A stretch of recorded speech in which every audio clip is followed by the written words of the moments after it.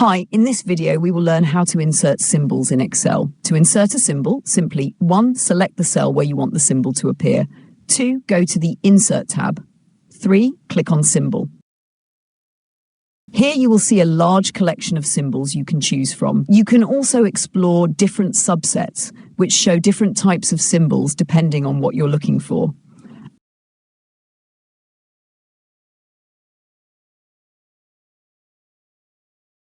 And if you still can't find the symbol you need, you can change the font.